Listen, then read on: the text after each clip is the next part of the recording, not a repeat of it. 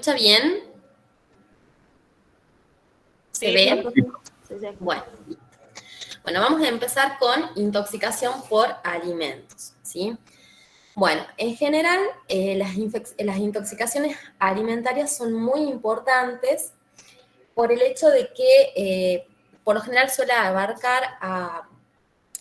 ser frecuente, ¿sí? Y abarcar a un gran número de personas, o sea, tener una especie de carácter colectivo en la mayoría de los casos.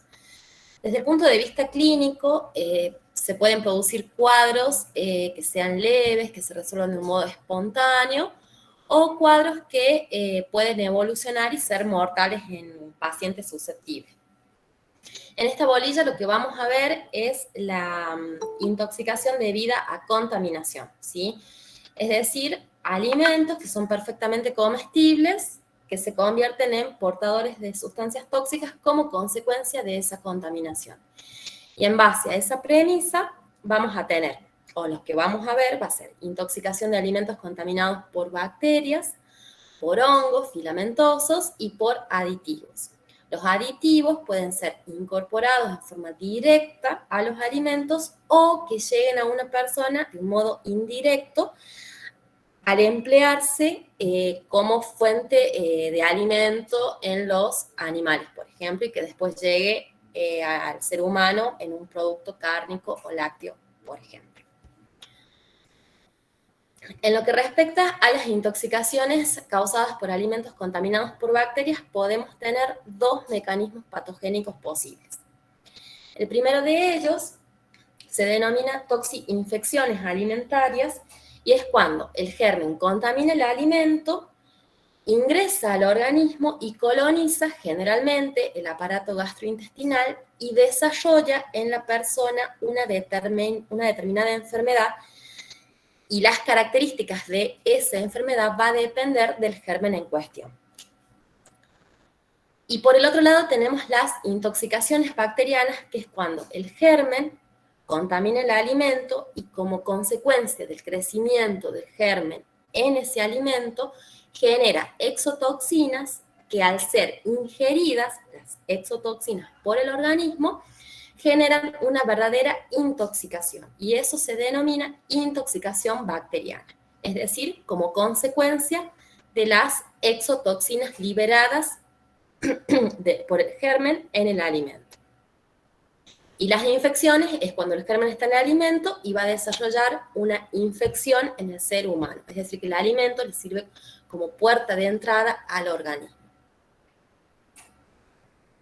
Dentro de los principales alimentos relacionados con toxinfecciones alimentarias tenemos carne fresca, que puede provenir de animales enfermos o que sea contaminada por vectores, moscas, roedores, cucarachas, animales domésticos.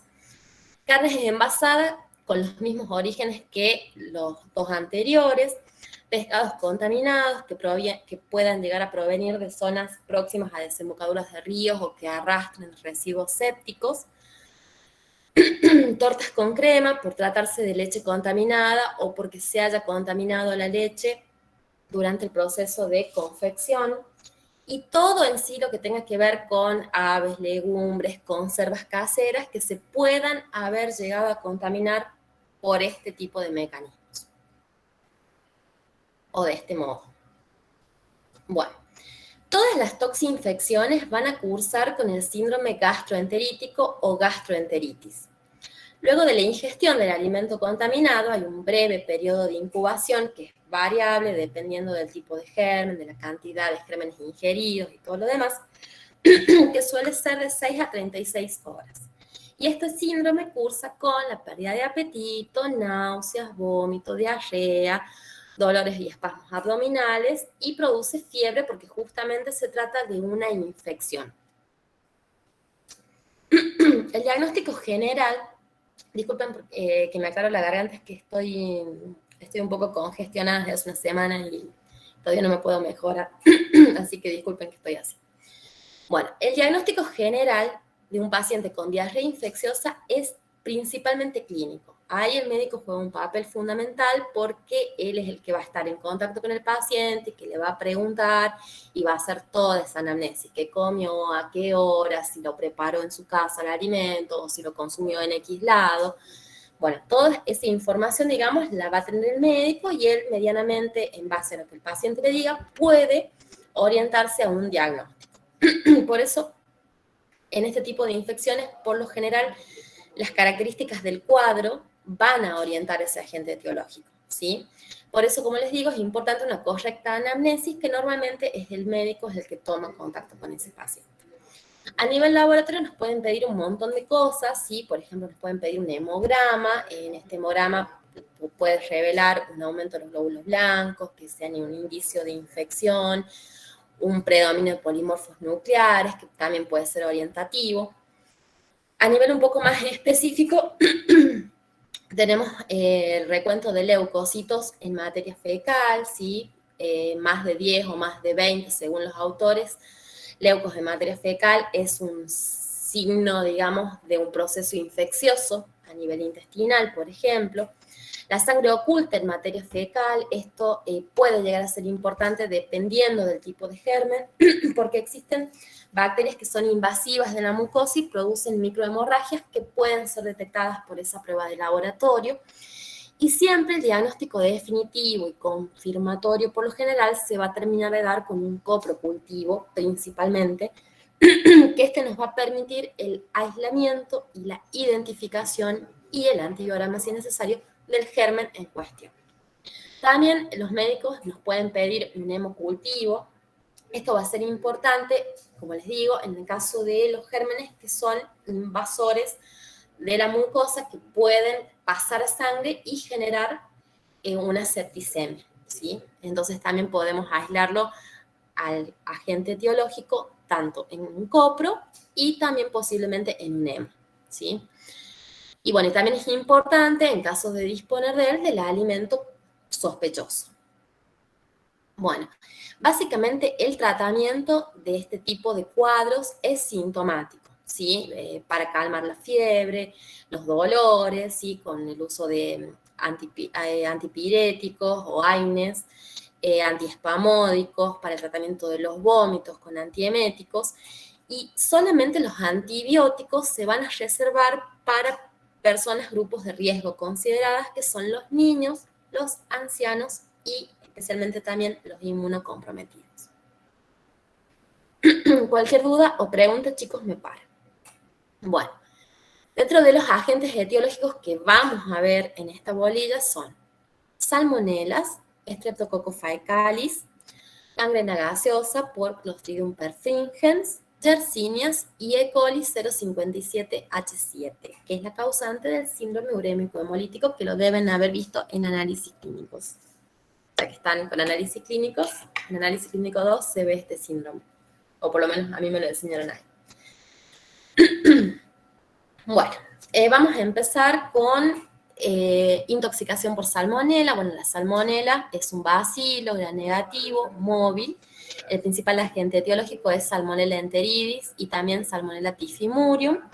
El principal reservorio es el intestino de aves y mamíferos, ¿sí?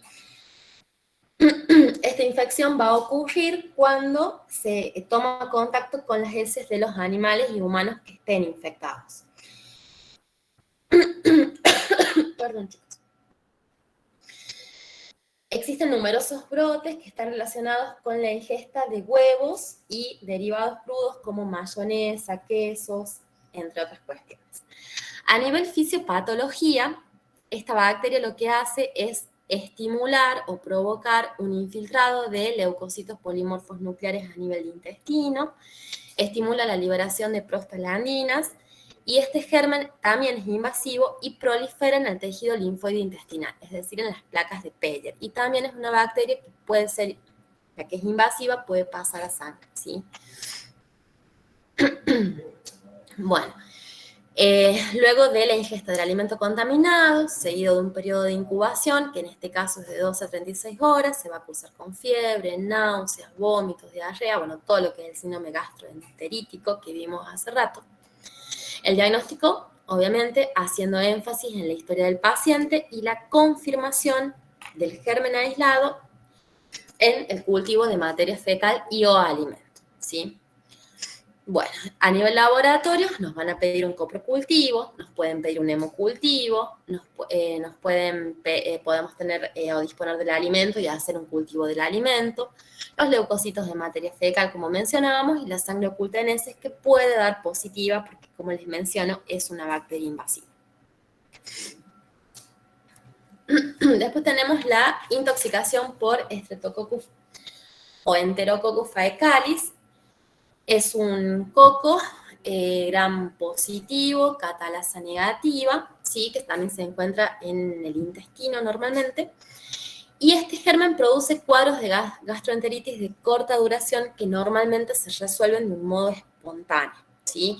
Normalmente a nivel laboratorio no se arriba a diagnóstico porque justamente es muy breve, entonces los pacientes como que se terminan recuperando en sus casas y no llegamos a hacer el diagnóstico porque justamente no va al médico. Por otro lado, tenemos la intoxicación por gangrena gaseosa. Voy muy rápido. ¿O está bien para ustedes? Está bien. Bueno. Está bien. Bueno, ok. Esperen que me cebo un mate. A ver si se me pasa la tos de la garganta.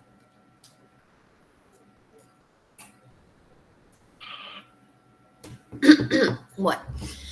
En este caso, el agente etiológico es Clostridium perfringens, que es un bacilo gram positivo, anaerobio y formador de esporas.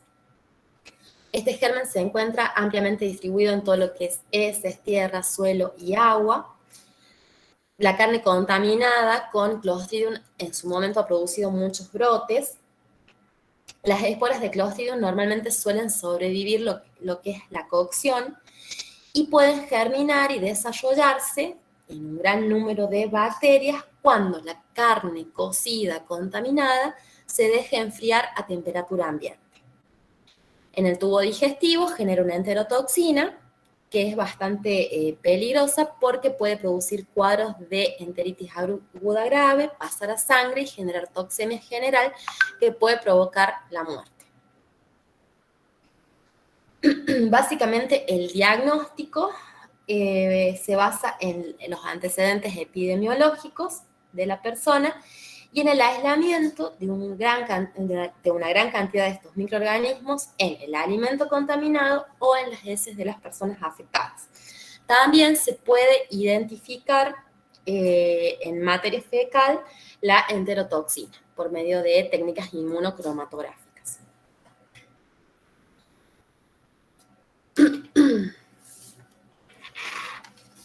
Bueno, después tenemos la intoxicación por Yersinia.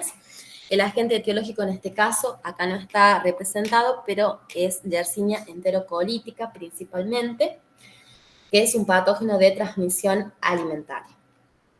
Esta enfermedad se denomina yersiniosis y puede ir desde un cuadro gastroenterítico que se autolimita a una septicemia grave que puede provocar la muerte de la persona.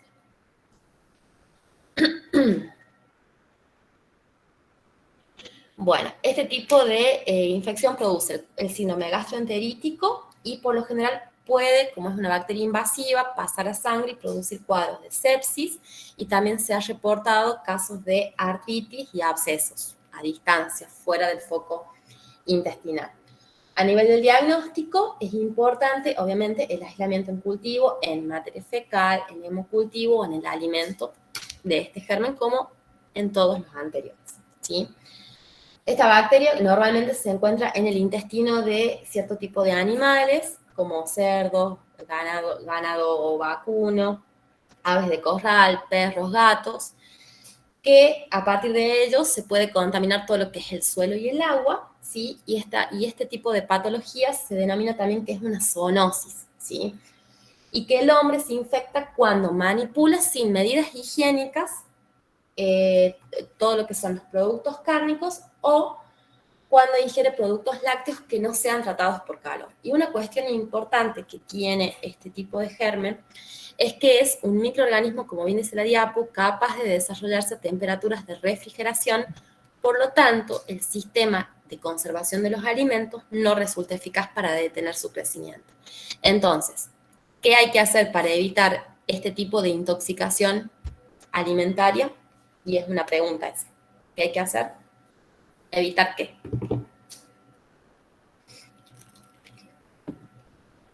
La contaminación de los alimentos. Es una pregunta fácil. Bueno. Bueno. Ahí tenemos la intoxicación por E. coli. Bueno, E. coli tenemos que sabemos todos que son bacilos, gram negativos, y tenemos distintos tipos de E. coli que pueden ser enterovirulentas, ¿sí?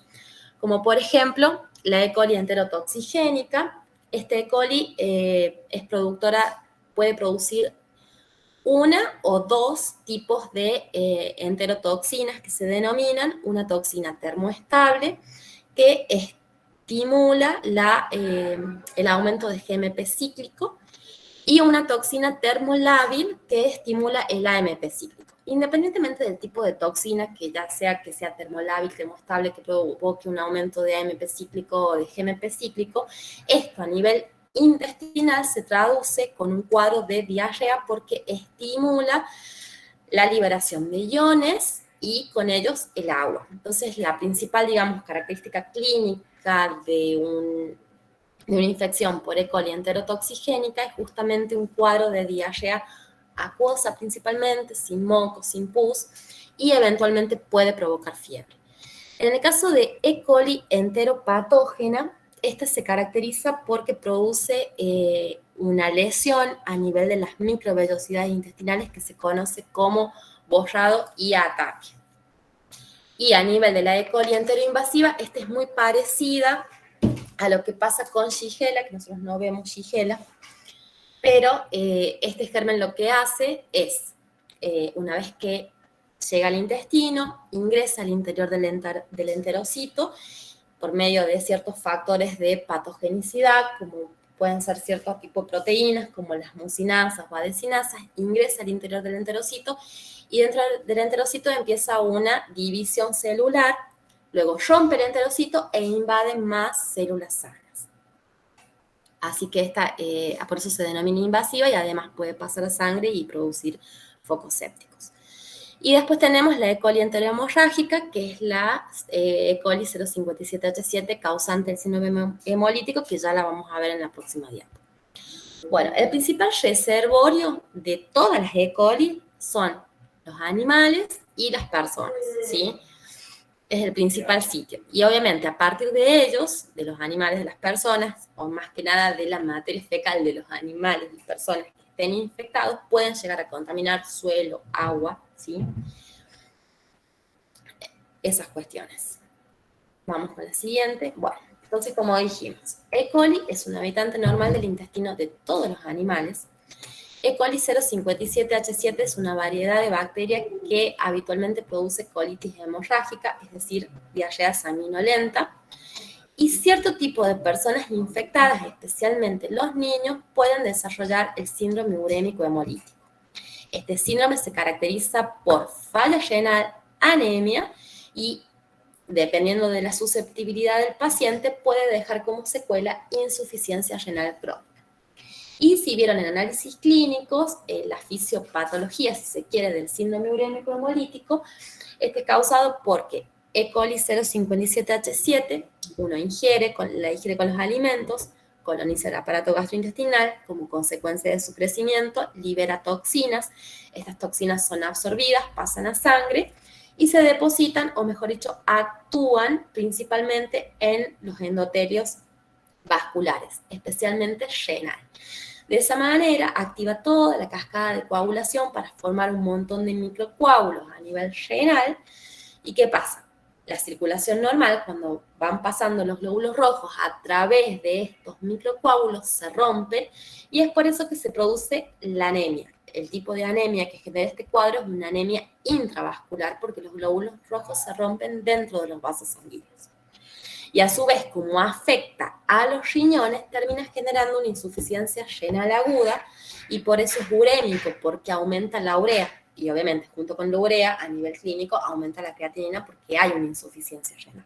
¿sí? Entonces, por eso se denomina síndrome urémico hemolítico y cursa con urea creatinina alta, anemia y plaquetas bajas porque fueron consumidas para la producción de esos microcoágulos. Un poquito explicado a mi modo la fisiopatología del síndrome. No sé si se entendió. Bueno. Bueno, luego el periodo de incubación, esto es variable, de 12 a 72 horas. Vamos a tener entonces que E. coli enterotoxigénica es la que se denomina que provoca la diarrea del viajero, la enteropatógena, fiebre, diarrea, vómito, y la E. coli enterotoxigénica, náuseas, vómitos, diarrea, principalmente sanguinolenta en la mayoría de los casos, fiebre, ¿sí?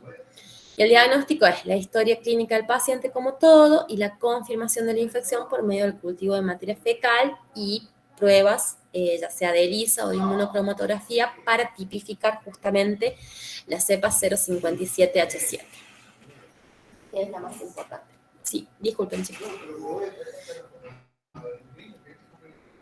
Un segundo, chicos.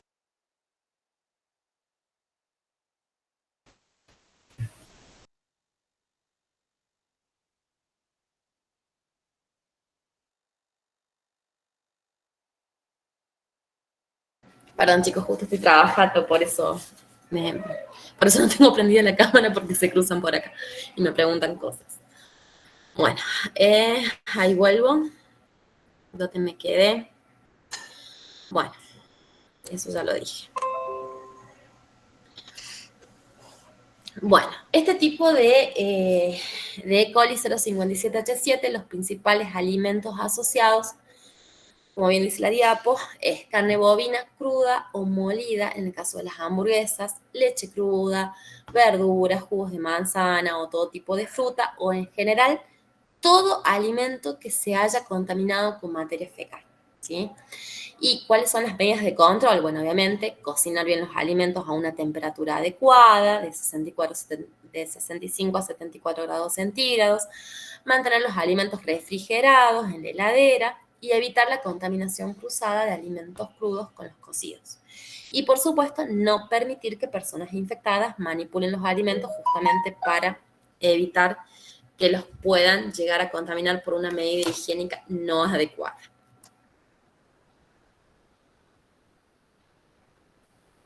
Bueno, y a nivel de laboratorio, como dijimos, es el examen bacteriológico del alimento, en caso de que se pueda disponer de él, o el examen bacteriológico en el paciente con un coprocultivo y también puede ser un hemocultivo, que aislemos el germen en ambos sitios o que el copro de positivo, el hemo de negativo, pero bueno, no importa. El más importante entre el hemo y el copro es el copro, ¿sí? Porque la infección está a nivel intestinal.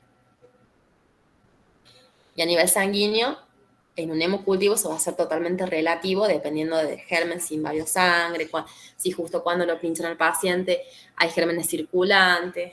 Por eso es como que las bacterias pueden ser invasivas, pero encontrarlas en sangre es como bastante difícil. Es como que depende de varios factores. Seguramente lo deben haber visto en microbiología. Bueno, denme un minutito, chicos. Ahí estoy con ustedes.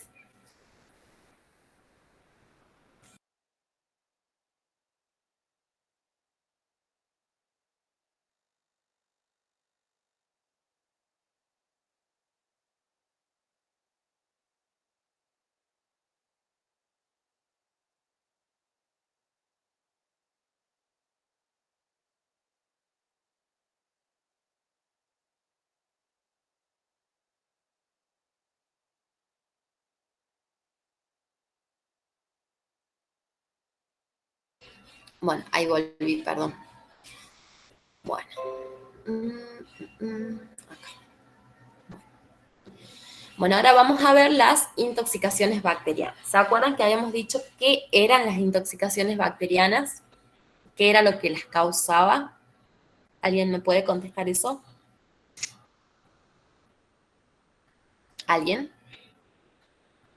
¿Profe, no eran las toxinas que producían en el Sí, intestino? esas, las toxinas. Muy bien, no son los gérmenes, son las toxinas. Excelente. Bueno, y dentro de los principales agentes etiológicos productores de toxinas en los alimentos, a un paciente vamos a tener Bacillus cereus, Staphylococcus aureus y el bacilo botulínico. Bueno, vamos a empezar por la primera, intoxicación por Bacillus cereus. Bueno, Bacillus cereus es un bacilo gram positivo, aerobio y también es formador de esporas. El principal reservorio es el medio ambiente, el suelo y los alimentos crudos y también los cocidos. Bueno, normalmente la transmisión se hace a través de los alimentos contaminados previos a la cocción. Al cocinarse los alimentos, las esporas siempre van a resistir las altas temperaturas de la cocción y al dejarse enfriar estos alimentos, estas esporas germinan, se multiplican y pueden producir dos tipos de toxinas. Que cada tipo de toxina va a depender principalmente de la cepa de Bacillus cereus de la cual se trate. Puede predominar o producir una toxina termoestable. Esta se caracteriza por un cuadro clínico principal de vómito y dolor abdominal, o una toxina termolábil que produce principalmente o fundamentalmente diarrea. El diagnóstico, bueno, como todo, cuadro clínico del paciente, la anamnesis. Normalmente el diagnóstico por el laboratorio es poco útil, pero lo que se puede hacer es un coprocultivo, que es no confirmatorio, porque se puede llegar a aislar Bacillus cereus en personas sanas. El cultivo del alimento, si se dispone de él, sí es muy importante, porque si Bacillus cereus está en una determinada cantidad en los gramos del alimento, es indicativo de que ese alimento está contaminado por ese germen y que la toxina producida por ese germen es la responsable de ese cuadro clínico. Y si no, también lo que se puede hacer es el análisis en materia fecal en busca de esas toxinas por medio de técnicas de aglutinación en partículas de látex o ELISA. El principal tratamiento es sintomático, ¿sí? Y dependiendo del paciente y si lo necesita, lo que es la rehidratación. Después tenemos la intoxicación por la toxina de por Staphylococcus aureus, que es la enterotoxina estafilocóxica. Bueno, Staphylococcus aureus, ¿qué es? Es un coco gram positivo, en racimo, catalasa positiva, coagulasa negativa. Es productor de muchas enfermedades acá en nuestro hospital. Bueno, normalmente el principal reservorio de este germen es animal y humano, ¿sí? A nivel de los animales, el caso más frecuente es la contaminación de la leche, ya sea porque el animal esté cursando con algún proceso infeccioso, ¿sí? En el caso de los humanos, los principales, digamos, reservorios son aquellas personas que están cursando con cierto tipo de secreciones, como por ejemplo otitis, conjuntivitis o algún otro proceso supurativo. Y si no, también existen personas que son portadores sanos de Staphylococcus aureus que lo albergan o lo tienen en su piel o en su nasofaringe y no les genera enfermedad a la persona, por eso es un portador sano, pero que puede transmitirlo a otra persona. Normalmente la transmisión se realiza por el consumo de alimentos que contienen esta toxina estafilocóxica, ya sea que los alimentos estaban contaminados o que se contaminan durante la manipulación, ya sea por personas enfermas o los portadores sanos. Básicamente, como les digo, es la toxina. Tenemos distintos tipos de toxina estafilocóxica, que son toxinas de tipo polipeptídica, que a su vez se subdividen de la A a la F, son termorresistentes e hidrosolubles. A nivel fisiopatología, la toxina preformada, termoestable, genera una respuesta central con estímulo vagal que hace que el principal cuadro clínico o sintomatología clínica sean los vómitos. Pero también puede cursar con diarrea, dolor de cabeza, sudoración, escalofrío, pero sin fiebre, porque justamente no es el germen el que está causando el cuadro clínico, sino la toxina. Bueno, el diagnóstico principalmente clínico y epidemiológico y el cultivo de los alimentos en caso de disponer de él y obviamente pueden hacer los cultivos, las técnicas de tinción, las distintas pruebas bioquímicas para identificar el germen productor de esa toxina. Y el tratamiento, como todo, sintomático. Bueno, después tenemos la intoxicación por bacilo botulínico. Bueno, es un bacilo gram positivo, anaerobio estricto, formador de esporas y de la exotoxina, que es muy peligrosa. El agente etiológico es Clostridium botulinum. Este germen se encuentra en el ambiente, suelo, agua, arena. Y la fisiopatología del cuadro es la protoxina, que se va a activar en el estómago y luego se va a unir a un receptor presináptico y va a impedir la liberación de acetilcolina. Por eso, principalmente, genera un cuadro de tipo anticolinérgico, ¿sí? Entonces, Clostridium botulinum produce la toxina botulínica que ataca al sistema nervioso con una potente neurotoxina y normalmente los alimentos productores de botulismo nunca son frescos, sino conservados en las conservas, más que nada las que están deterioradas o rotas o fuera de su fecha de caducidad, porque justamente ese tipo de condición está en la anaerobiosis, que si el alimento está contaminado con este germen, esa anaerobiosis va a permitir el desarrollo del germen y por ende la producción de la toxina. Y luego uno al ingerir este tipo de alimentos va a tener el cuadro clínico de botulismo. Entonces, como les dije, las toxinas van a actuar principalmente a nivel de la parte presináptica de la unión neuromuscular. Acá tenemos el músculo, acá tenemos lo que es el terminal sináptico. Normalmente la acetilcolina liberada lo que hace es producir contracción muscular y obviamente al impedir la liberación de acetilcolina se produce la relajación muscular. Y esto es peligroso porque puede llegar a producir, además de parálisis facial, parálisis intestinal, lo más peligroso es que se provoque parálisis respiratoria, porque obviamente puede provocar la muerte de la persona. Bueno, el cuadro clínico luego de la ingesta va a cursar con un síndrome gastrointestinal, náuseas, vómitos, diarrea, ¿sí? Todo lo que es el síndrome gastroenterítico, síntomas anticolinérgicos, ¿sí? Principalmente lo que veíamos en la clase anterior, midriasis, sequedad en mucosas, retención urinaria, vasodilatación, enrojecimiento facial. Y a nivel laboratorio es muy importante el cultivo del alimento en condiciones anaeróbicas porque es la forma en la cual el germen se desarrolla. Y a nivel tratamiento, que no está especificado acá, pero bueno, se suele emplear en el caso de este tipo de pacientes, suero antibotulínico que sea administrado intramuscular, y si no, también se puede emplear como antídoto para revertir un poco los síntomas anticolinérgicos, lo que es acetilcolina o pilocarpina, que son agonistas colinérgicos. Bueno, ahora vamos a ver lo que son las intoxicaciones por alimentos contaminados por hongos, que son las micotoxinas. Bueno, ¿qué son las micotoxinas? Son metabolitos secundarios producidos por hongos filamentosos, producen mutación, malformaciones en los fetos, cáncer y disminuyen la inmunidad. Acá tenemos el producto agrícola. Ese producto agrícola va a tener un procesamiento, un almacenamiento. Y este producto agrícola, como por ejemplo el maíz, puede infectarse y al infectarse con hongos, producir la formación de micotoxinas, nosotros consumir directamente este producto agrícola y tener una micotoxicosis primaria, o que estos cereales, por ejemplo, sean utilizados para la alimentación animal y como consecuencia de ello, las micotoxinas van a quedar en el residuo en los tejidos, que eso va a ser después un producto cárnico o va a quedar en residuo.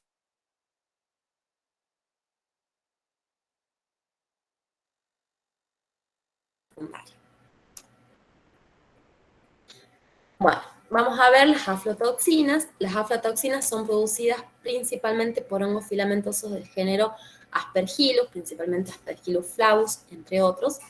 Estas sustancias actúan como mutágenos al unirse a la guanina y generar un sitio apurínico que se denomina transversión de la adenina.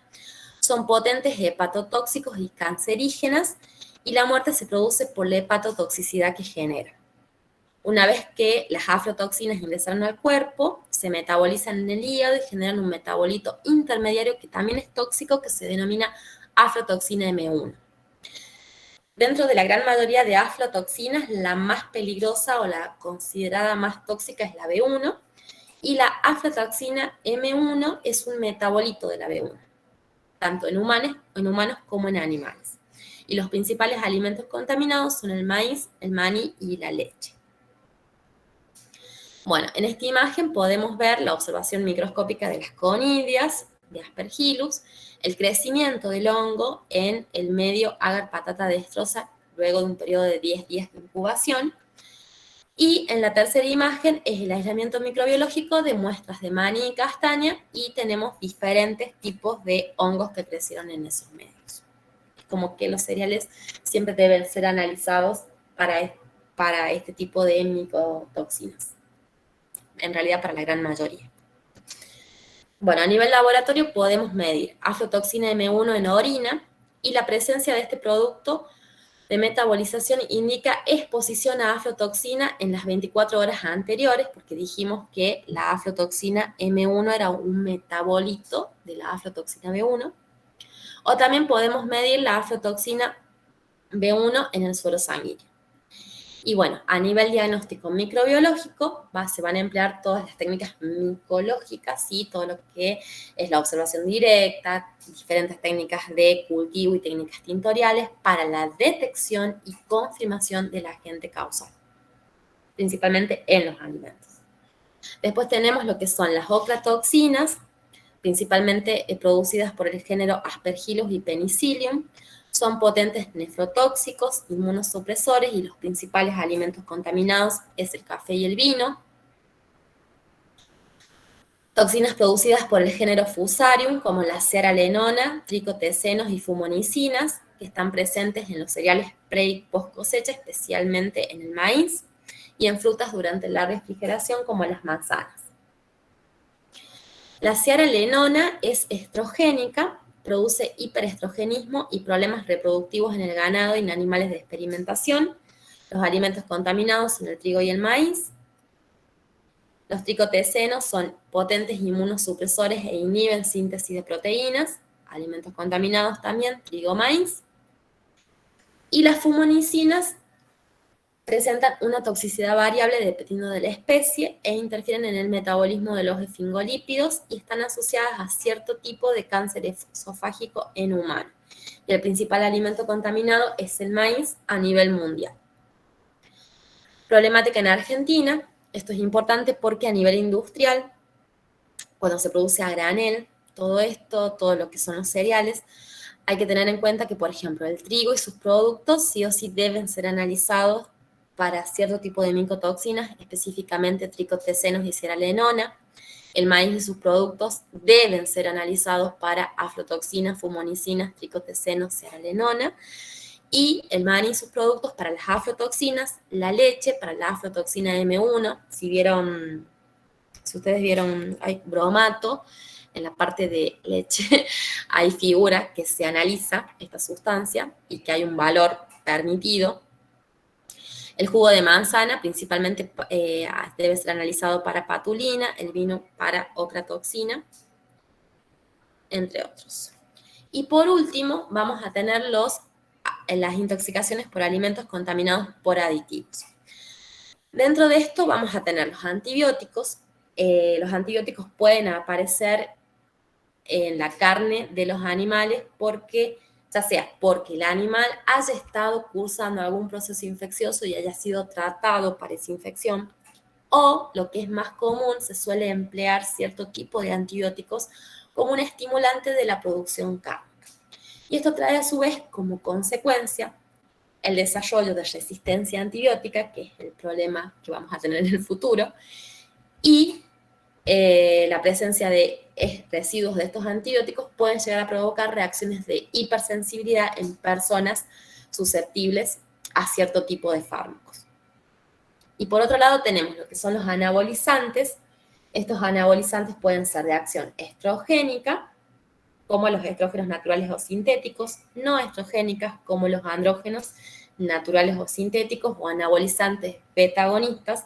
Estas tres sustancias que les menciono se emplean principalmente para aumentar el balance nitrogenado y síntesis proteica, es decir, la producción cárnica, que es lo que le interesa a la industria ganadera. Y esto a su vez trae consecuencias, por ejemplo, existen cierto tipo, por poner el ejemplo del cáncer de mama, sensible a estrógeno.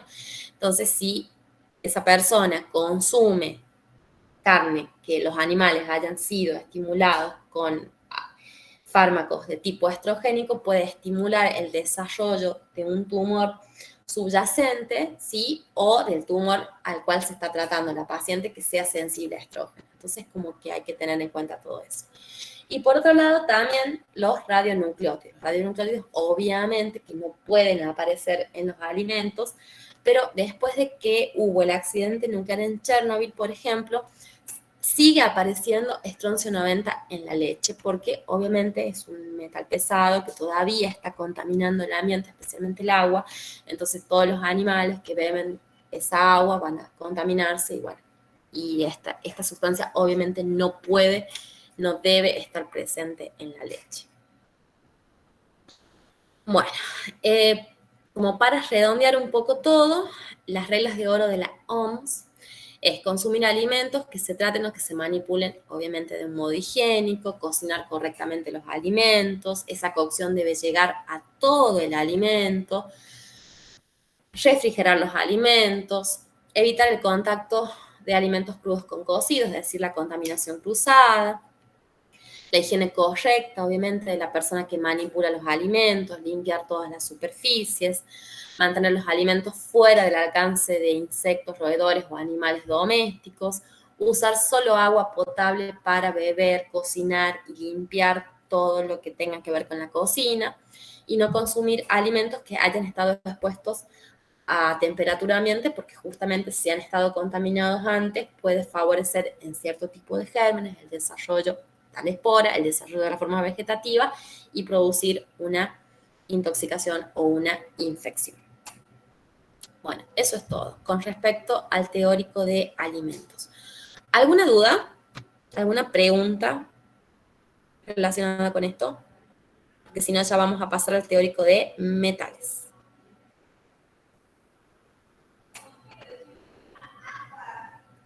No, profe, Bueno, por ahora no. No, ok, bueno, hacemos una pequeña pausa de a las 8 volvemos, a las 8, de 8 minutitos y ya seguimos, ¿sí? Con los últimos dos teóricos. En bueno, realidad perfecto. es un teórico que lo tengo dividido en dos diapos distintos. Bueno, un momentito, ya seguimos.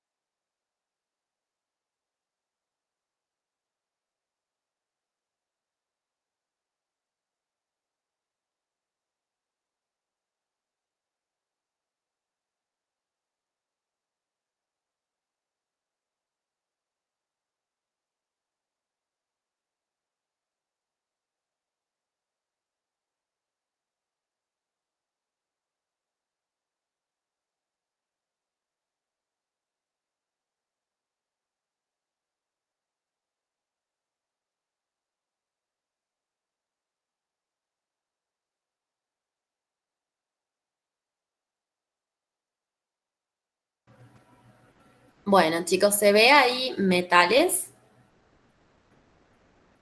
Sí, profe, sí se ve. Y profe, Bueno. Ay, metales, metales. Esta bolilla como me costó cuando la estudié para el final. Me toca darla. Bueno. La tengo dividida en metales en 2 diapos, así que vamos a ver primero esta y después la otra, obviamente. Y eso sería el final de mi teórico. Bueno, intoxicación por metales. Los síntomas de la intoxicación están relacionados con la cantidad ingerida o absorbida y con la duración de la exposición. Por lo general, los metales elementales son menos tóxicos que sus sales y los compuestos orgánicos también pueden ser tóxicos. En esta diapo vamos a ver intoxicación por arsénico, cadmio, plomo y mercurio. Vamos a empezar por intoxicación por arsénico. Bueno, el arsénico nunca se encuentra como... El arsénico en realidad es un elemento que está ampliamente distribuido en la naturaleza. Por lo general nunca se encuentra como elemento libre, sino formando iones trivalente y pentavalente combinado con otros compuestos. Los derivados inorgánicos de arsénico, como el trióxido de arsénico o arsénico blanco, que también se llama, o pentóxido, se emplean como pesticidas, raticidas, herbicidas, en productos para preservar la madera y también en la fabricación del vidrio. Existe un gas de arsénico denominado arsina o arsénico blanco, que es un subproducto de la fundición de metales y que es extremadamente tóxico si se lo inhala. La principal causa de intoxicación son las profesionales, cuando se trabaja a nivel industrial con arsénico y derivados. También se han reportado casos de intoxicación accidental por contaminación del agua en los alimentos o productos domésticos por desechos industriales de arsénico y derivados. En su momento fue, hace muchos años atrás, muy frecuente las intoxicaciones suicidas y criminales con esta sustancia. Bueno, con respecto a la toxicocinética, el arsénico se absorbe bastante bien por vía oral, respiratoria y a través de la piel. Una vez absorbido, circula unido a la globina del glóbulo rojo y a otras proteínas plasmáticas y en aproximadamente 24 horas está distribuido completamente por el organismo, especialmente en pulmones, hígado, en el vaso que acá no se ve, intestino y piel. En estos sitios se va a unir a los grupos sulfidrilos de las proteínas tisulares y va a inhibir mecanismos enzimáticos importantes como el proceso de fosforilación oxidativa. Se excreta por vía renal de forma muy lenta, pero también puede excretarse en materia fecal, sudor, leche, células descamadas y en lo que es uñas y pelo. Esto tiene importancia médico-legal en caso de que sea una muerte sospechosa y que, bueno, se quiera analizar esta sustancia en una persona que ha fallecido. El arsénico por lo general no atraviesa barrera hematoencefálica, pero sus compuestos inorgánicos pueden atravesar barrera placentaria y afectar al feto. Bueno, el mecanismo de acción, el arsénico lo que hace es inhibir a la enzima succinato deshidrogenasa. De este modo se desacopla el proceso de fosforilación oxidativa, que es el que se encarga de producir energía en la célula. Entonces, podemos decir que el arsénico inhibe las funciones energéticas de las mitocondrias por 2 vías. Por un lado, va a competir con el fosfato durante el proceso de fosforilación oxidativa y por el otro lado va a inhibir la reducción del NAD que está acoplada a energía. Esto a su vez trae como consecuencia de una menor producción de energía o ATP a nivel de la célula, mayor producción de peróxido de hidrógeno y mayor cantidad de especies reactivas del oxígeno que van a terminar causando estrés oxidativo. Entonces, las especies reactivas del oxígeno, como les digo, causan estrés oxidativo. Este estrés oxidativo va a llevar a un aumento de cierto tipo de enzimas que van a provocar nefrotoxicidad. Se va a producir peroxidación lipídica, daño celular y la menor cantidad de enzimas o poder antioxidante va a producir efectos nefrotóxicos y hepatotóxicos y por el otro lado se va a activar la expresión de ciertos genes que llevan a la apoptosis o muerte celular programada, causando hepatotoxicidad. En lo que respecta al cuadro clínico de una intoxicación aguda vía oral, se produce como todo un cuadro gastrointestinal, ¿sí? Con náuseas, vómitos, dolor abdominal, diarrea copiosa, y la bibliografía la menciona como agua de arroz. Se puede notar un olor parecido a ajo en heces y en aliento de la persona. Después se va a producir una afectación cardiovascular como consecuencia de la hipotensión y en casos más graves, shock hipovolémico por las pérdidas gastrointestinales que suelen ser muy intensas. Luego se va, como consecuencia de todo ello, se van a producir lesiones renales, también se van a producir lo que es la polineuropatía periférica y a nivel del sistema nervioso, principalmente convulsiones. Si la intoxicación es por vías respiratorias, se va a producir náuseas, vómitos, dolor abdominal, dolor de cabeza, disnea o dificultad para respirar. También se puede desarrollar lo que es anemia hemolítica, sabiendo que el arsénico está unido al glóbulo rojo, estos van a ser retirados por el vaso, ¿sí? Y falla renal. Bueno, el arsénico afecta principalmente a nivel del sistema nervioso periférico y esta neurotoxicidad suele comenzar con alteraciones sensitivas, parestesias, dolor muscular, y a su vez esta neuropatía puede ser progresiva y terminar afectando más grupos neuronales como las sensitivas y provocar a su vez desmielinización de fibras axonales largas. El hígado se manifiesta al principio con ictericia y en algunas ocasiones la lesión hepática puede evolucionar a cirrosis y ascitis. Además, se ha demostrado que existe una relación causal entre la inhalación de arsénico y el CA de piel y de pulmón. Bueno, con respecto a las alteraciones neurológicas, sigue un patrón que se denomina en guantes y media, porque cursa justamente con pérdida de la sensibilidad en manos y pies. A nivel dérmico se producen lesiones de tipo hiperkeratosis, ¿sí? Intensa sudoración en extremidades distales inferiores, es decir, en los pies, hiperpigmentación y CA de piel.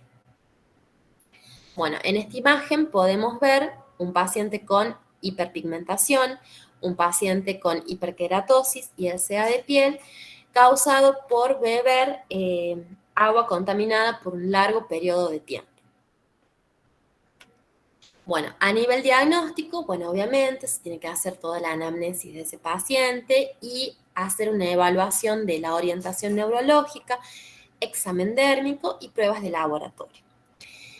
Nos pueden pedir un hepatograma, bueno, si hay afectación hepática, si es agudo o crónica, vamos a tener cierto tipo de perfil enzimático, si es más tirando a un periodo crónico, vamos a tener ictericia, bueno, todas esas cuestiones. A nivel de hemograma completo con recuento de plaquetas, vamos a tener lo que es la pancitopenia, que ya lo vieron en análisis clínicos, que es un descenso de los 3 linajes celulares, rojos, blancos y plaquetas. Y para la cuantificación de arsénico, podemos medir arsénico en sangre, en pelo o en orina. El arsénico en sangre es útil para una intoxicación reciente debido a la escasa vida media que tiene el arsénico en sangre. Es decir, se va a emplear en un periodo reciente. Pasado cierto tiempo, que puede ser aproximadamente 24 horas, que es lo que tarda en distribuirse el arsénico por el resto del organismo, ya se tendría que pensar en un análisis de orina. En lo que respecta a la orina, este es útil para la evaluación de la exposición ocupacional, es decir, en pacientes que trabajan a nivel industrial con arsénico y derivados, ¿sí? Y en pelo, en el caso de una muerte sospechosa o dudosa. Hay que tener en cuenta que las concentraciones tóxicas en orina y en pelo pueden ser detectadas hasta 10 días después de la exposición. Bueno, el tratamiento en el caso de una intoxicación aguda, como todos, vamos a evitar que el tóxico, o tratar de evitar que el tóxico se siga absorbiendo, con lavado gástrico, carbón activado, catárticos. Si la intoxicación es más grave, ya se tiene que hacer un tratamiento sintomático para la diarrea, reponer el volumen, oxigenoterapia, monitorización y control de las arritmias cardíacas, ¿sí? Por ejemplo. Y si la intoxicación fue por el gas de arsénico, lo que se va a hacer es retirar, obviamente, al paciente de la fuente de exposición y aplicar las medidas generales que ya todos conocen, lavado de piel, oxigenoterapia y todo eso que ya lo saben. En el caso del tratamiento para el arsénico y en general para este tipo de metales que vamos a ver en esta unidad, se tratan con fármacos quelantes. Los quelantes lo que van a hacer es formar complejos con el metal pesado y de esta manera lo van a retirar de los tejidos y estos complejos van a ser excretados vía renal. En el caso particular del arsénico, el tratamiento quelante que se va a elegir es dimercaprol oval, y este se va a dar en toda intoxicación aguda, especialmente si se sospecha que se ingirió más de 1 miligramo por kilo. Y también se puede realizar este tipo de tratamiento quelante en intoxicaciones crónicas cuando los niveles urinarios de arsénico sean mayores a 200 microgramos litro.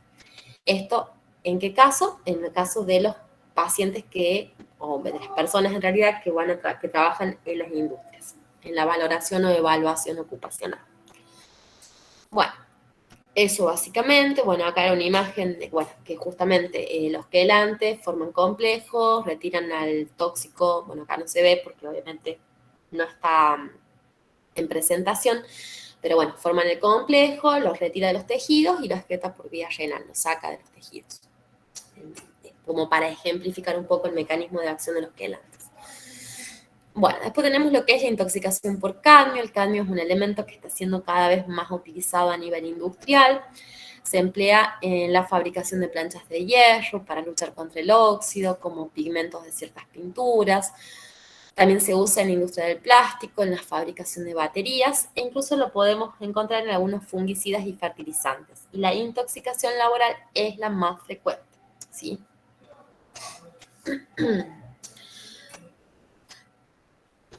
Bueno, el cadmio se absorbe principalmente por vía respiratoria, especialmente en lo que es a nivel industrial, y también puede absorberse por vía digestiva. Una vez absorbido, es transportado por los glóbulos rojos a ciertos tejidos, como en este caso el pulmón, el riñón y el hígado, donde se almacena el 75% del cadmio. Sus posibilidades de eliminación son escasas y la vida media es mayor a 30 años. El mecanismo de acción, vamos a tener su acción tóxica, es irritante local y tóxico general. A nivel de su toxicidad local, tiene lugar en lo que son las intoxicaciones agudas y se produce principalmente en la mucosa nasal, árbol respiratorio y tubo digestivo, ¿sí? Y a nivel sistémico, principalmente va a afectar lo que es la función renal, el tejido pulmonar y óseo, que es donde se almacena. El mecanismo de acción del cadmio es que inhibe los grupos sulfídrilos que intervienen en la mayoría de los procesos enzimáticos del organismo. El cuadro clínico de una intoxicación aguda, en el caso de ingestión, náuseas, vómitos, dolor abdominal, todo eso que ya conocen. A nivel inhalación, va a causar síntomas que pueden ir desde pequeñas molestias a un edema agudo de pulmón con alteración renal. Y en el caso de la intoxicación crónica, afecta principalmente a los riñones y a nivel pulmonar puede provocar EPOC. Y está también asociado a cierto tipo de cánceres. Y también se van a observar trastornos óseos justamente por el depósito de cadmio en los huesos.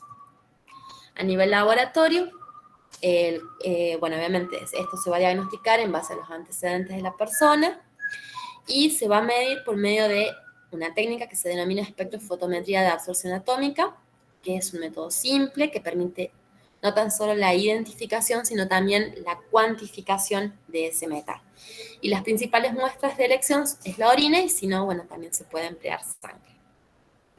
El tratamiento quelante en este caso es ERTA, salvo en lesiones renales avanzadas, que va a costar eliminarlo. Después tenemos lo que es la intoxicación por plomo. Normalmente la intoxicación por plomo es crónica, que se denomina saturnismo, pero puede presentarse como sintomatología aguda. El plomo está ampliamente distribuido y tenemos muchas formas en las cuales las personas se pueden intoxicar con él. Te escucho Mucho ruido de mis compañeros. Bueno, el plomo a nivel de la industria va a usar plomo metal como sus compuestos orgánicos e inorgánicos. El plomo puede contaminar los alimentos, especialmente el agua, que pueda llegar a estar contaminada con antiguas cañerías que se empleaban antes, que estaban plomadas. En el ámbito doméstico, las pinturas con minio o los esmaltes de alfarería doméstica que se emplean para trabajar. El plomo como contaminante de drogas de abuso, porque normalmente el acetato de plomo se emplea en el proceso de fabricación, por ejemplo, de la metanfetamina. Y en el apunte Word que se les manda, hay varios ejemplos más de cada uno de ellos, pero bueno, acá mencionamos solamente algunos. Bueno, básicamente la principal fuente de intoxicación que podemos tener es la profesional, ¿sí? Y esta es vía inhalatoria. Y lo vamos a tener en todas aquellas industrias que se dediquen a fundir plomo, fabricación o demolición de baterías, en la industria del plástico, pulido y refinado de metales, fabricación de ciertas pinturas o barnices, en la gasolina. Y la forma accidental, que es por vía digestiva, es por cocinar o almacenar alimentos o bebidas en recipientes de cerámica vidriada. Por ejemplo, antes se usaba mucho la cerámica vidriada, que contenía plomo en su composición, aguas canalizadas por antiguas cañerías plomadas, y antes se vendían los soldaditos de plomo, ¿sí? Entonces los niños jugaban con eso, como son bebés se los llevaban a la boca, y también podían llegar a intoxicarse con plomo por esta vía. Bueno, el plomo se absorbe bastante bien, dependiendo del tipo de plomo, por vía respiratoria, digestiva y cutánea. Una vez absorbido, es transportado por los glóbulos rojos en un 95% y se deposita el 90% en los huesos, donde es relativamente inactivo.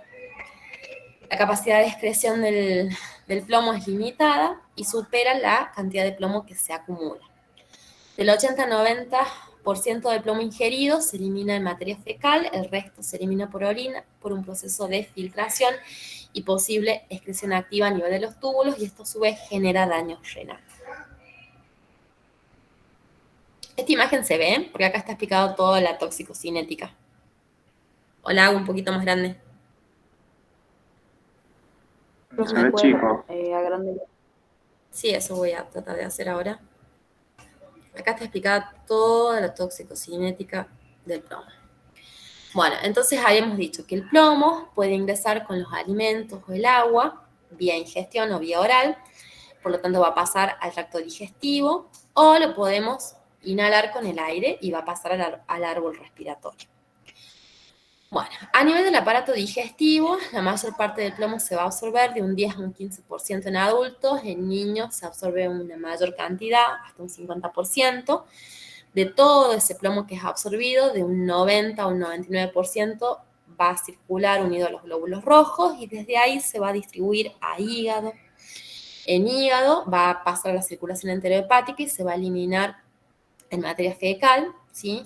La otra parte del plomo que no se absorbió también se excreta por materia fecal. El plomo va a ser secretado en la piel a través del sudor, del pelo y las uñas en un 8%. Puede secretarse en las glándulas, especialmente en saliva y en la leche.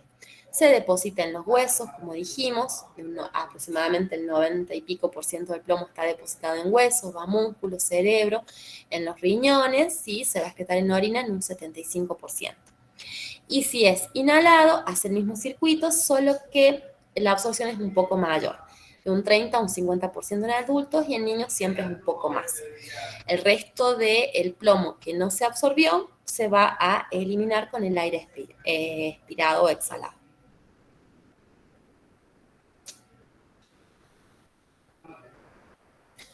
Bueno, entonces dijimos que pequeñas cantidades de plomo se van a eliminar con el pelo, las uñas, el sudor y la saliva.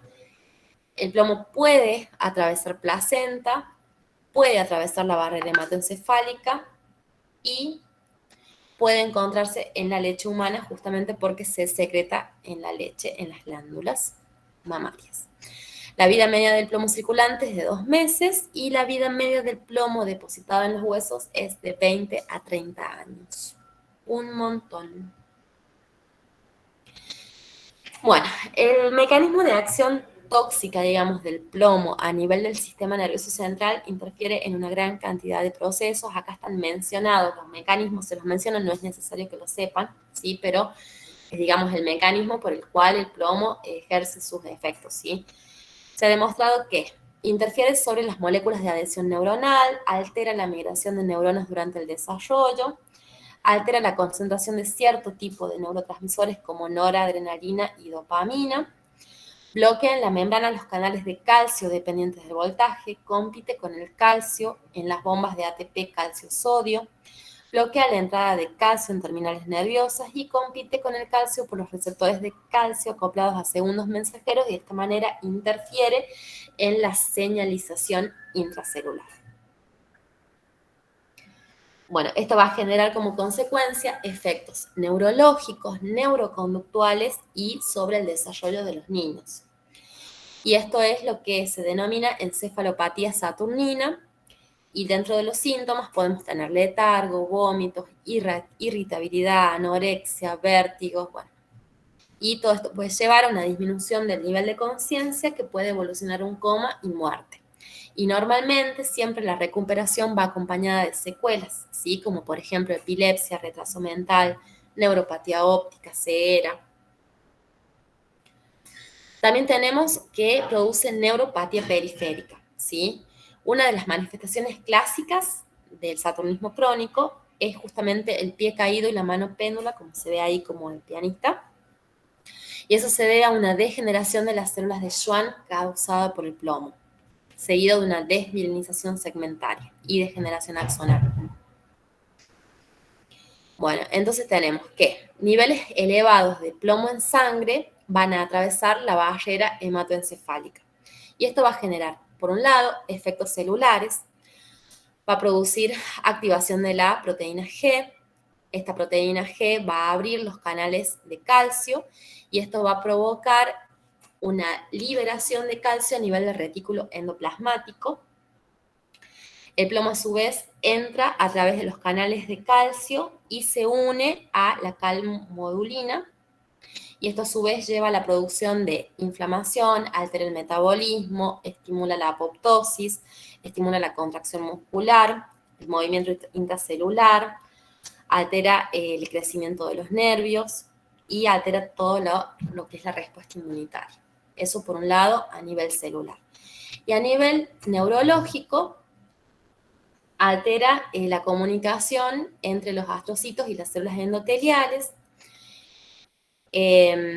produce el movimiento de plasma a los espacios intersticiales provocando edema, ¿sí? Y esto puede llevar a un aumento de la presión intracraneal, edema y encefalopatía, y esto a su vez genere también lo que es daño cerebral irreversible, digamos, como el mecanismo por el cual se producen esos efectos. Bueno, a ver, acá tenemos a nivel hematológico, que esto también lo debieron haber visto en análisis clínico y seguro lo tienen más fresco que yo, que es el metabolismo del grupo M, la biosíntesis. Bueno, y normalmente el plomo lo que hace es inhibir ciertas enzimas implicadas en la síntesis del grupo hemo. Inhibe a la primera enzima, que es la ácido gamma aminolebulínico deshidratasa, que se encarga de convertir al ácido delta aminolebulínico en porfobirinógeno, disminuye la actividad de la coproporfirinógeno oxidasa y disminuye la actividad de la ferroquilatasa, que es la que se encarga de incorporar el hierro al grupo M. Esto a su vez trae como consecuencias anemia, ¿sí? Obviamente. Al inhibir la síntesis de grupo hemo, se altera la síntesis de hemoglobina en los eritroblastos de la médula, disminuye la disponibilidad de hierro medular y por lo tanto disminuye la producción de hematíes y a su vez acorta la vida media de los mismos, ¿sí? El plomo, que va a ser vehiculizado en la sangre, se fija también a los hematíes. Como habíamos dicho, el 90% del plomo que es absorbido va a quedar unido al glóbulo rojo y esta en sangre periférica lo vamos a ver como una especie de punteado basófilo. Bueno, obviamente el tipo de anemia que se genera es, como hay alteración en la síntesis de la hemoglobina, el tipo de anemia es microcítica e hipocrómica, ¿sí? Y los reti tienen un aumento de reticulocitos en realidad con ese punteado basófilo, que es justamente el plomo que está depositado en los mismos. Después tenemos lo que es el efecto tóxico renal. El plomo produce nefrotoxicidad aguda que genera síntomas similares a lo que se denomina síndrome de Fanconi, porque termina generando alteraciones tanto funcionales como morfológicas a nivel de los túbulos proximales. Los túbulos proximales son los más importantes porque son los que se encargan de reabsorber todos los nutrientes que se filtraron libremente a nivel renal. Por lo tanto, a nivel urinario vamos a tener aminoaciduria, glucosuria y alteraciones iónicas en la orina. Va a haber un exceso de bicarbonato que no va a ser reabsorbido porque justamente los túbulos, el proximal es el que está deteriorado. Y esto se debe a lo siguiente. Ahí lo hago más grande, como para explicar un poco el mecanismo de acción tóxica del plomo a nivel renal. Bueno, entonces dijimos que, bueno, el plomo también, al igual que el arsénico, va a causar estrés oxidativo, ¿sí? Este estrés oxidativo lleva a un descenso de la enzima guanilato ciclasa y a su vez disminuye la producción de óxido nítrico y a su vez tanto el descenso de la guanilato ciclasa lleva a un descenso de GMP cíclico y un aumento de calcio intracelular. Y todo eso, junto con el descenso de la producción de óxido nítrico, producen un aumento de la resistencia vascular que lleva a hipertensión arterial, y de por sí la hipertensión arterial genera efectos renales o altera la función renal deteriorándola. Por otro lado, vamos a tener que aumenta también la cantidad de radicales libres, que activa ciertos genes que llevan a inflamación, que también genera daño renal. Y por otro lado, como el plomo interfiere en reacciones enzimáticas calcio-dependientes, como vimos en las diapos anteriores, esto lleva a apoptosis, que también termina generando un daño a nivel renal. Bueno, como dijimos que el plomo se secreta en la saliva, ¿sí? La secreción crónica de plomo en la saliva lleva a un depósito gris azulado de sulfuro de plomo en las encías, que se conoce como ribete gingival de Burton. Bueno, otros efectos del saturnismo es que está asociado a esterilidad, muerte neonatal. El plomo de por sí es cancerígeno, provoca ciertos tumores a nivel respiratorio, digestivo, y además su exposición está relacionada a sea de pulmón, cerebro y vejiga principalmente. Bueno, a nivel laboratorio, si medimos los niveles de plomo en sangre, van a estar aumentados. Si medimos los niveles de plomo en orina, van a estar aumentados. Los niveles de ALA en orina van a estar aumentados porque recordemos que se inhibía una de las enzimas responsables de la síntesis del grupo M. Y lo mismo ocurre con la protoporfirina eritrocitaria libre, que va a estar aumentada. Y si medimos la actividad de la ALA deshidratasa eritrocitaria, esta va a estar disminuida o anulada, como pruebas diagnósticas, digamos. Bueno, el tratamiento, en el caso de que sea una ingesta oral reciente, lo que se tiene que hacer, y lo que ya sabemos, es evitar que el tóxico se absorba. Una intoxicación crónica es evitar, obviamente, que la persona siga en contacto con la fuente de exposición. Y en el caso de intoxicaciones por plomo, metal o sus compuestos, podemos elegir distintos tipos de tratamiento quelante, como ETA, de penicilamina y el dimercaprol. Bueno, y por último, en esta diapo tenemos lo que es la intoxicación por mercurio. Bueno, el mercurio se encuentra en diferentes formas, que podemos tener mercurio metálico, mercurio inorgánico y el mercurio orgánico. El mercurio, como ya saben, es el único metal líquido a temperatura ambiente, es el que se encuentra en los termómetros. Por ejemplo, los termómetros de mercurio, obviamente, no los digitales. El vapor de mercurio es mucho más peligroso que el metal líquido. ¿Alguna vez a alguien se le rompió un termómetro de mercurio? ¿Tuvieron esa experiencia alguna vez o nunca? ¿O ustedes son de la era de los termómetros digitales? No, profe, en mi caso no. Bueno, Bueno, yo me acuerdo cuando era chica, bueno, esto es algo personal, mi mamá siempre usó conmigo termómetro de mercurio, y es más, en la actualidad yo tengo un termómetro de mercurio porque no me gustan los digitales, porque ya me acostumbré a esos. Entonces me acuerdo de que una vez se rompió el termómetro y se volatilizó al toque, o sea, si, y me acuerdo que mi mamá cuando se rompió el termómetro fue con la palita y la escoba para querer barrerlo, si se quiere, en la ignorancia, ¿no?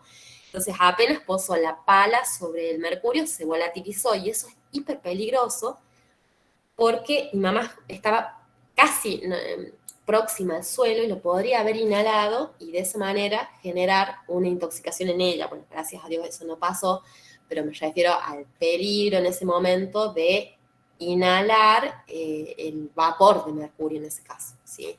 Que es metal, es el mercurio metal, que es muy peligroso porque justamente el mercurio metálico es el que llega rápidamente al sistema nervioso central y es el que ejerce muchos efectos negativos en las personas. Pero bueno, eso me pasó y nunca me voy a olvidar la rapidez con la que se volatilizó. Si mi mamá no alcanzó a apoyar la pala y barrerlo, que ya había desaparecido y eso lo podría haber inhalado y, bueno, como les digo, generar una intoxicación, pero bueno, no ocurrió eso, gracias a Dios. Bueno, y debido a que el mercurio normalmente ocurre en el ambiente, todo el mundo, todas las personas estamos normalmente expuestas a pequeñas cantidades de mercurio con el aire y el agua y los alimentos. Bueno, en las exposiciones laborales son las más frecuentes causas de intoxicación, como todos estos metales que estamos viendo. Y básicamente el mercurio se emplea, por ejemplo, en la industria de los álcalis clorados. Antes se empleaba en la elaboración de las amalgamas de relleno dental, tenían compuestos que tenían mercurio, y también durante la extracción del oro.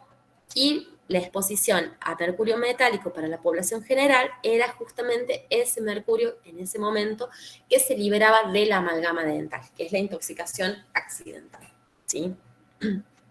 Pero hoy por hoy las amalgamas de relleno dental no están compuestas por mercurio, ¿sí? Porque se vio que tenían todos estos efectos. Perdón, se vio que tenía efectos tóxicos, que podía provocar intoxicación en las personas. Bueno, con respecto a la absorción, bueno, podemos absorber el mercurio a través de... En realidad el mercurio se absorbe a través de la piel, respiratorio y cutáneo. Luego de ser absorbido se distribuye a todos los tejidos, especialmente los riñones. Y en cerebro se acumula más fácilmente el mercurio metálico que el inorgánico, que era lo que yo les decía del mercurio del termómetro. Bueno, se excreta por orina principalmente, pero también en materia fecal durante un periodo de semanas a meses, ¿sí? La vida media de eliminación es de 70 días para el mercurio orgánico y de 30 a 90 días para el mercurio metálico. Bueno, el mecanismo de acción tóxica que tiene el mercurio es que presenta afinidad por los grupos sulfirilos en los cuales reemplaza al hidrógeno. Y eso a su vez genera cierto tipo de alteraciones en proteínas con actividad enzimática, con funciones de transporte y estructurales que se expresan en los distintos tejidos. Bueno, el cuadro clínico de una intoxicación aguda por mercurio metálico son síntomas respiratorios, tos, disnea, fiebre, escalofríos.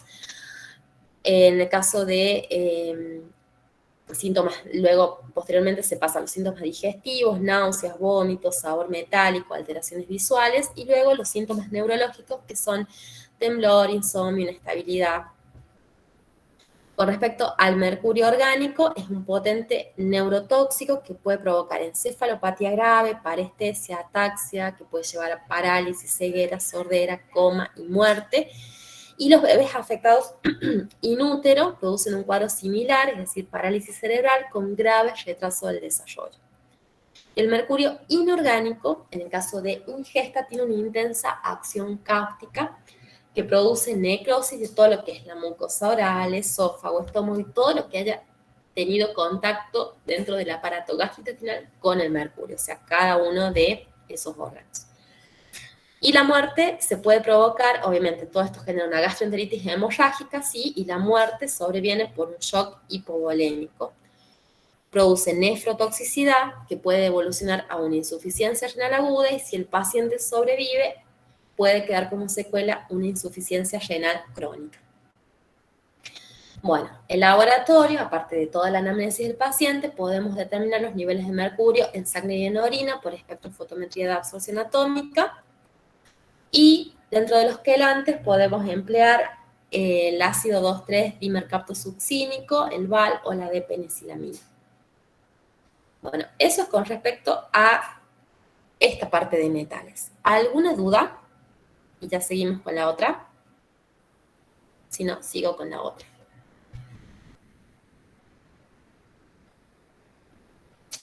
Bueno, No, profe, sigo con todavía la no. otra. Bueno. ¿Están cansados o quieren que o hacemos un break chiquitito o seguimos? Sigamos, profe. Bueno. Em,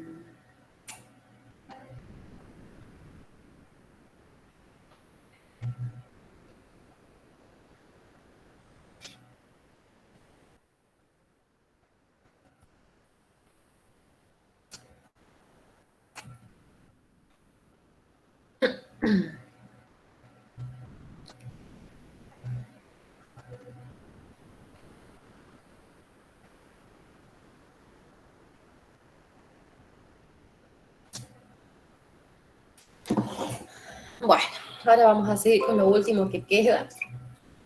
A la verdad que metales es muy largo. A mí, cuando yo era estudiante, y hasta el día de hoy me cuestan un montón porque me cuesta como encontrarles la vuelta, porque es como que cada uno tiene su particularidad, pero a su vez muchos tienen cosas en común. Y yo en la actualidad, o sea, no trabajo con metales pesados ni con gente que trabaje en la industria que uno pueda valorar estas sustancias. Pero bueno, porque es importante que ustedes lo sepan o que medianamente tengan idea de la intoxicación por metales, porque ustedes el día de mañana, qué sé yo, alguno se puede ir de la provincia y trabajar en alguna otra provincia industrializada, que trabajen, por ejemplo, que haya mucha, lo que es la metalurgia, por ejemplo, que se trabaja mucho con los metales, obviamente, y pueden tener un laboratorio, trabajar en un laboratorio donde se haga un seguimiento ocupacional. Entonces, ustedes, dependiendo del tipo de metalurgia, qué metales están expuestos, tienen que medianamente tener idea de la toxicocinética para saber qué van a medir, en qué momento, o todas esas cuestiones, ¿me entienden? Más que nada, esta bolilla sirve como para tener una idea a nivel general qué es lo que en algún momento a alguien le puede llegar a tocar en el laboratorio, ya sea que trabajen acá en La Rioja, no creo, pero sí, si se van a otro lado y trabajan con estas, con personas que trabajen a nivel industrial y que ustedes sean laboratorios de referencia en los cuales se van a hacer estos estudios. Bueno, básicamente eso. Bueno, vamos a seguir con lo último: intoxicación por cromo, berilio, talio y manganeso. Bueno, intoxicación por cromo. Bueno, el cromo se presenta como un metal blanco azulado, duro, que normalmente se emplea para la síntesis química. Principalmente el cromo se lo emplea en lo que se denomina platinado, que presenta múltiples aplicaciones, como por ejemplo en la industria automotriz, en el cromado de ciertas partes automotrices, en aparatos domésticos, en herramientas, maquinarias, en el curtido de cueros, en el acero. Ciertos cementos también tienen cromo, el tratamiento de las aguas, tratamiento de la madera. Bueno, el cromo metal carece de toxicidad, pero sus productos de oxidación, como el ácido crómico y sus sales, son extremadamente tóxicos porque son muy cáusticos en el caso de que se lo ingiera. Bueno, el cromo normalmente se presenta con 3 estados de valencia: cromo divalente, trivalente, hexavalente. La toxicidad va a depender del estado de valencia en el cual se encuentra el cromo. La mayor parte de las intoxicaciones son causadas por cromo en el estado hexavalente, y es el que vamos a hacer un poco más hincapié. Bueno, básicamente los compuestos hexavalentes se absorben por las 3 vías: respiratoria, cutánea y vía oral. Una vez absorbidos, pasan a sangre y se unen a los glóbulos rojos, específicamente a la fracción globínica de la hemoglobina, es ahí donde es transportado. Luego, estos compuestos hexavalentes son reducidos al estado trivalente, y en este estado trivalente presenta una elevada afinidad por proteínas plasmáticas como la transferrina, que es la proteína transportadora de hierro a nivel plasmático. Bueno, la principal vía de eliminación es la eliminación renal. El 80% del cromo se excreta por vía renal y la semivida de eliminación es de unas 15 a 41 horas. Bueno, el mecanismo de acción del cromo es que presenta o está relacionado, digamos, con su efecto cáustico local, ¿sí? Muy irritante, es muy nocivo, su gran poder sensibilizante cutáneo en el caso de contacto con la piel y sus propiedades cancerígenas en aparato digestivo y pulmón. El cuadro clínico de una intoxicación aguda vía digestiva va a cursar con el síndrome gastroenterítico, náuseas, vómito, dolor abdominal, bueno, todo eso que ya saben, mejor dicho, no el síndrome gastroenterítico, el síndrome gastrointestinal. Gastroenterítico es de la bolilla anterior, perdón. Al que se le va a sumar lo que es la hemorragia intestinal justamente por la acción cáustica de este metal a nivel de la mucosa. Se han descrito casos de muerte por colapso circulatorio, por justamente lo que es la hemorragia y todas las pérdidas gastrointestinales, y a su vez también puede aparecer insuficiencia renal aguda porque el cromo produce necrosis tubular aguda. También se puede ocasionar falla hepática, coagulopatía y hemólisis intravascular justamente porque el cromo circula unido en el interior de los glóbulos rojos y el vaso los reconoce como extraños y los retira de circulación o se rompen en la circulación. Bueno, a nivel crónico vamos a tener alteraciones dermatológicas, broncopulmonares y nasales. El contacto del cromo a nivel de la piel en forma crónica genera úlceras en nido de paloma que se denominan, y la inhalación crónica de cromo puede producir ulceración o perforación del tabique nasal. Bueno, con respecto al diagnóstico, como todo, antecedentes del paciente, las manifestaciones clínicas y la dosificación e identificación de este metal por medio de espectrofotometría de absorción atómica. El tratamiento, como todo, en caso de ingestión, lavado gástrico, en estos casos no se recomienda inducir al vómito. En los casos de inhalación, retirar al paciente de la fuente de exposición. En el caso de contacto con la piel y mucosas, lavado con abundante agua, curaciones. En caso de ser necesario, retirar la ropa contaminada. En el caso de accidente ocular, también es muy importante lavar con abundante agua y hacer una evaluación oftalmológica. Y si bien no hay antídoto específico para la intoxicación por cromo, pero se suele emplear heptacálcico disódico.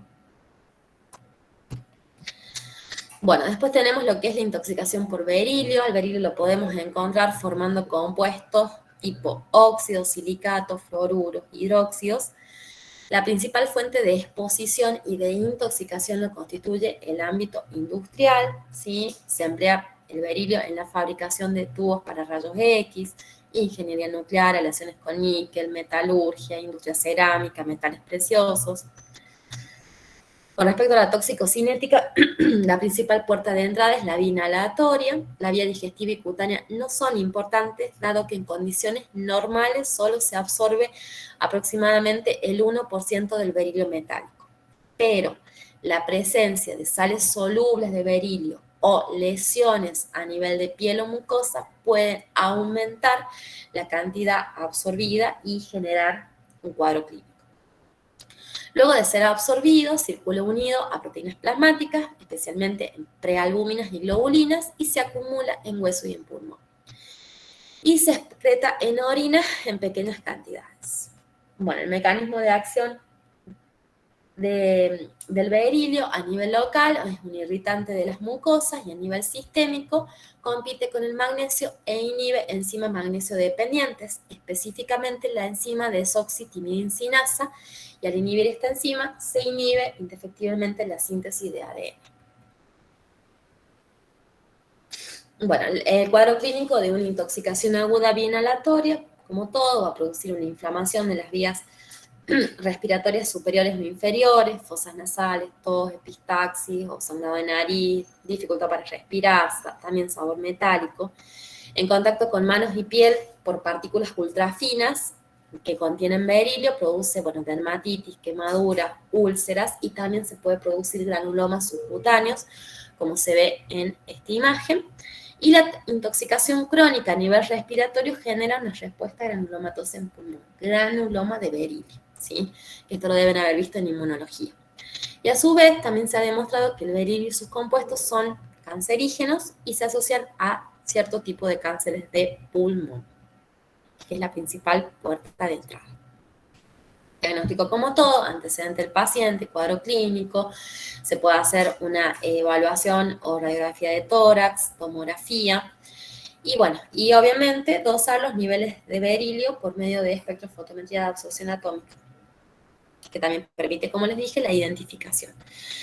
En lo que respecta al tratamiento de intoxicación aguda, en el caso de vía inhalatoria, reposo, oxigenoterapia, antibióticos y corticoides, y en el caso de una intoxicación crónica, principalmente los corticoides. En esta imagen lo que podemos ver, obviamente no vamos a analizar en detalle porque nosotros no somos licenciados en bioimagen, pero esta es una imagen de una placa normal y esta es una placa de una persona que inhaló o que es un inhalador, digamos, crónico de berilio porque trabaja en la industria. Ven que es totalmente una imagen difusa comparada con esta, que es la normal. Bueno, vamos a ver ahora lo que es la intoxicación por talio. Bueno, en la actualidad el talio se emplea como raticida y formicida, es decir, que mata hormigas, formicida, y el principal compuesto es el sulfato de talio. Los principales usos del talio a nivel industrial es la fabricación de vidrios ópticos para espectrofotómetros, fabricación de células fotoeléctricas, pirotecnia para obtener el color verde de los fuegos artificiales, entre otros. Bueno, el sulfato de talio se absorbe bien por vía digestiva y el contacto con la piel es tóxico, genera mucha irritación. Muchos de los compuestos con talio son solubles en agua, por lo que también pueden absorberse a través de la piel. Y a nivel industrial, la principal puerta de entrada, como todo lo industrial, es inhalatorio por los vapores producidos. Mecanismo de acción tóxica del talio es que este y sus compuestos van a competir con el potasio y son potentes inhibidores enzimáticos de los procesos de fosforilación oxidativa, porque también se combina con los grupos sulfirilos a nivel mitocondrio. Cuadro clínico de una intoxicación aguda, bueno, en el caso de ingestión, síntomas gastrointestinales, luego se le suma dolor óseo, decaimiento, evoluciona también a una polineuropatía con parestesias, taquicardia y también pérdida de cabello. Bueno, el diagnóstico, antecedentes del paciente como todo, y la identificación y cuantificación por espectrofotometría en sangre y en orina. Tratamiento de la intoxicación aguda con yoduro de potasio que precipita el talio, y también en los casos más graves se puede usar hemodiálisis o hemoperfusión para retirar el talio de la sangre. Y por último tenemos lo que es la intoxicación por manganeso, la principal fuente de exposición de manganeso es a nivel industrial. La toxicocinética, bueno, el manganeso se absorbe también por las 3 vías, oral, respiratoria, cutánea, luego de ser absorbido se une a beta-globulinas, se deposita en distintos órganos como hígado, riñón, cerebro, intestino, pulmón, hueso, hipófisis, y se elimina principalmente en orina, pero también en sudor, matriz fecal, leche. Bueno, el manganeso presenta una intensa actividad bioquímica en el metabolismo de glúcidos lípidos porque es un cofactor de la mayoría de las reacciones enzimáticas. Y la acción tóxica del mismo se produce principalmente en epitelio pulmonar, corteza cerebral, núcleos grises subcorticales, dando lugar a lesiones degenerativas. Y estas lesiones se deben, como mecanismo de acción, a una acción neuronal directa, es decir, que hay un bloqueo de la oxidación tisular que unido a un factor vascular cause lesiones degenerativas a nivel de los vasos que terminen generando isquemia y esto un deterioro, o debido a una acción derivada del metabolismo hepático que genere metabolitos que sean los responsables de esas lesiones degenerativas, También se ha demostrado que produce una acción sobre la hipófisis porque dijimos que el manganeso se acumulaba en esa glándula y eso inhibe la secreción de TSH y además inhibe la enzima tirosina hidroxilasa, es decir, que el paciente está hipotiroideo, ¿sí? Y por el otro lado, disminuye los niveles de dopamina en hipotálamo y esto hace que a nivel crónico genere síntomas similares al Parkinson. Entonces, el cuadro clínico de una intoxicación aguda a nivel pulmonar se va a cursar con fiebre, tos, expectoración, dolor torácico y puede evolucionar a lo que se denomina neumonía mangánica, y a nivel digestivo, irritación del aparato gastrointestinal con el síndrome o el cuadro gastrointestinal en sí. Y a nivel crónico, las alteraciones se generan, chicos, denme un minuto que me están llamando por teléfono, ya terminamos. 2 minutitos.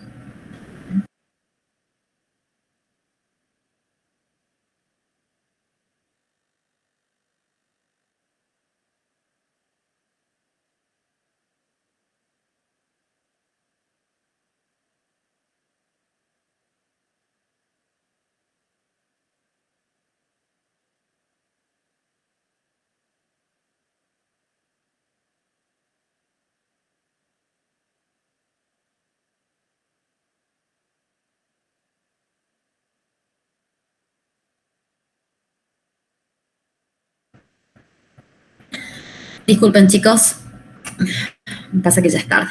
Bueno, el cuadro clínico de una intoxicación crónica, entonces, como les decía, las alteraciones neurodegenerativas evolucionan, como les dije, a un cuadro semejante al Parkinson, ¿sí? Esto genera rigidez en las piernas, alteración de equilibrio, bueno, toda esa sintomatología.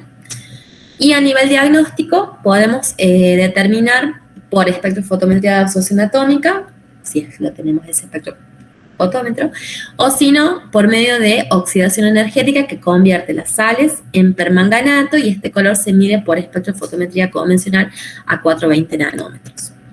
El tratamiento principal en los cuadros agudos con cálcico disódico y en los cuadros crónicos tratar con L-Dopa y carbidopa que revierten un poco el cuadro tipo Parkinson que se genera, es decir, mejora todo lo que es el movimiento y la rigidez. Bueno, eso es todo. ¿Alguna duda, alguna pregunta? Y con esto ya terminamos.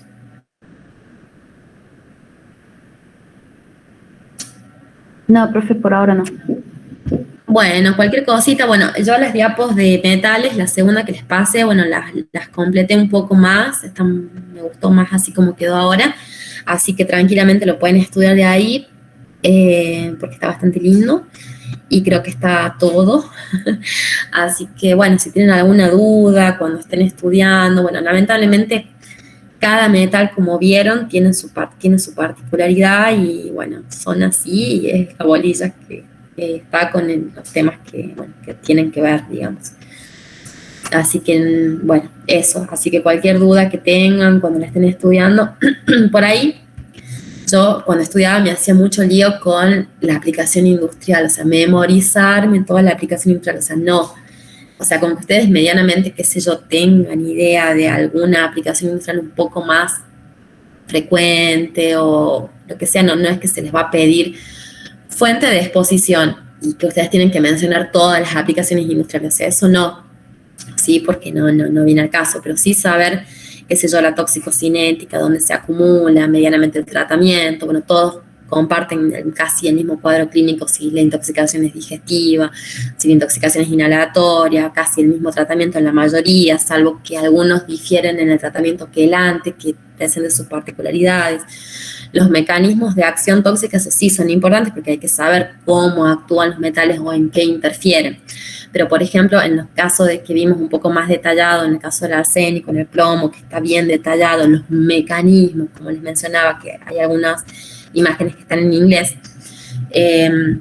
bueno, eso justamente no lo tienen que saber de ese modo, pero eso lo puse a colación justamente para que ustedes más o menos entiendan el mecanismo de por qué se produce la lesión renal. Pero bueno, no es necesario que lo sepan así tal cual se los expliqué, pero sí saber que produce una lesión renal y medianamente por qué se puede llegar a producir, o por ejemplo, el cuadro hematológico en el plomo, ¿sí? Que eso también es importante, o sea, hacer puntualizar ciertas cosas, ¿sí? Vean que la gran mayoría comparte similitudes, pero bueno, no hagan tanto hincapié a la hora de estudiar en la fuente de exposición, porque, a ver, a mí me interesa más que sepan qué van a ver en el laboratorio. Tampoco me interesa mucho que sepan muy detallado el cuadro clínico, pero sí lo más relevante, por ejemplo, en el caso del manganeso, que produce este síntoma parkinsoniano, si se quiere, o me explico lo que voy, o sea, no es necesario que se memoricen o que se aprendan todo así tal cual se lo di. Yo se lo di de este modo porque, bueno, es la forma, digamos, más completa en la que les pude mostrar, digamos, estas diapos, pero bueno, hagan hincapié en lo que es toxicocinética, mecanismo de acción, medianamente el tratamiento, si se trata de una intoxicación digestiva, inhalatoria, que casi todos comparten lo mismo, y por ahí el tratamiento que el antes, lo que va variando, y que eso capaz que tengan que memorizar de cada uno de ellos. Pero bueno, no más que eso, digamos. Bueno, chicos, cualquier cosa me avisan. Bueno, muchas gracias, tienen mi número de teléfono. Y bueno, nos estaríamos viendo entonces. Ay, me di cuenta recién que no prendí la cámara. Ah, acá estoy. Bueno, profe, gracias. Bueno, estamos. Gracias, bueno, profe. Nos vemos. Bueno, perdón con metales. Metales es muy largo y tiene muchas cositas. Pero bueno, ¿esto para qué les va a servir metal? Esto capaz que ahora en la práctica diaria, cuando ustedes sean bioquímico, clínico,